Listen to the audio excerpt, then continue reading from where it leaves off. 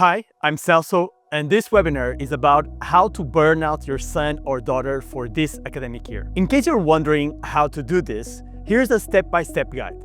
Number one, make sure you pack their schedule until they can't breathe, especially with tutoring. Now, I've seen this happening numerous times. We have really good intentions. We want to help our kids. We want to offer them countless tutoring, sometimes in math, sometimes in chemistry and biology.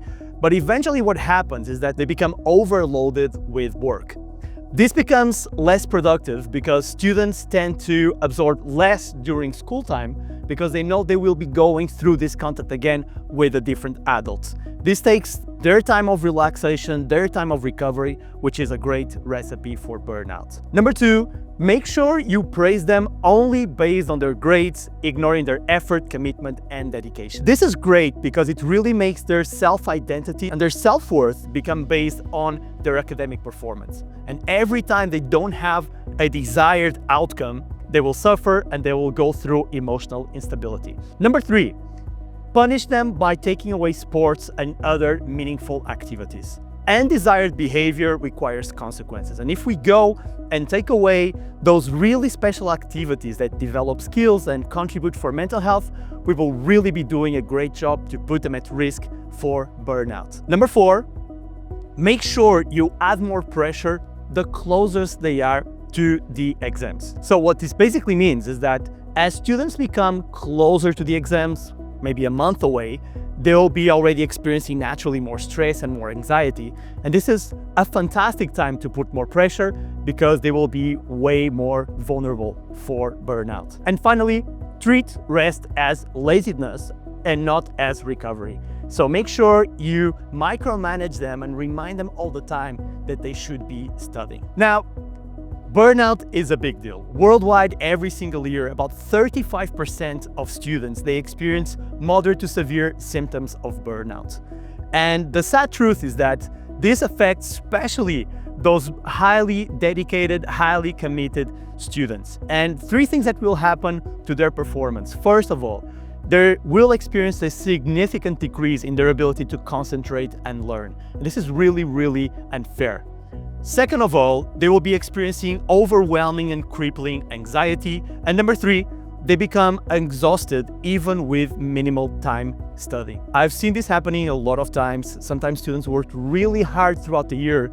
And then when they're getting closer to the moment that counts, when they're really close to writing their exams, it's really when the symptoms of burnout start to have a really, really big impact. So what can we do? And as parents, we can really make or break our students' resilience and mental health. A few ideas on what we can do to actually help them through this journey. Number one, incentivize their autonomy and learning, protecting their time to relax. Upper school is a really special window of time where they should be learning how to study independently, exploring their own methods, their own ways. At the same time, as they become more independent, we're also allowing them to have more free time to make their own decisions, sometimes to revise, sometimes to relax, sometimes to do other activities. Number two, celebrate effort and learning even from poor results. We should approach tests and even mock exams just like training in sports. You think about tennis, you think about football, think about golf, right? 95% of their times is practice rounds. They are designed for us to try to see if we can make a good result. Maybe we make mistakes, maybe we learn from them. All it matters is that when we get to the final game, when we get to the final championships, when it really counts, we can be at our best. Final exams are our final championships, so treat the rest of the year with something that they can learn from their mistakes. So help them develop this analytic view that if I got a 50% on the test, what's happening with the other 50%? Have I studied all the topics? Have I revised all the topics? Is it when I started to study? Is it the way I interpret questions? Help them in this process. Number three, make sure their life does not revolve only about studying. Again, we want their identity to be way more than just the academic world. So incentivize them to experiment hobbies, experiment different opportunities for social interaction. This is incredibly important for their personal growth.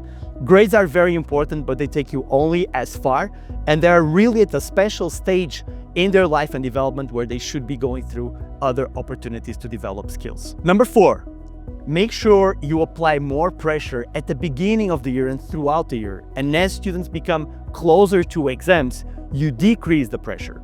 So here's how you can do this. You can be more present at the beginning of the year and throughout the year by adding structure to them, helping them make smart decisions on how they're organizing their time. And as they're getting closer to the exams, 2 months away, 1 month away, you shift from being present by adding structure to being present by adding support. And then finally, last point, helping your kids understand that energy has a return on investment. In other words, every task, every activity has a price and a price in terms of our energy expenditure. So it's important that they understand their energy as a budget, right? And this budget results in a balanced week with opportunities for academic dedication, with opportunities for developing skills, with hobbies, and important opportunities for social interaction. This can mean very different things for different students. Some students, they really prefer to have a little bit of everything every single day. Some other students, they develop other systems. I've worked with students in the past where for them, Monday, Tuesday, Thursday, and Saturday would be really strong academic days where they will really work hard, but then Wednesday would be light work and Friday and Sunday would be off. Make sure you schedule conversations where you can help them explore, help them experiment with the systems that work best for them.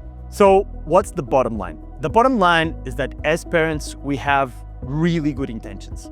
What we really need to figure out is if our intentions are helping or hurting our kids' mental health and emotional stamina. I'll leave you with this.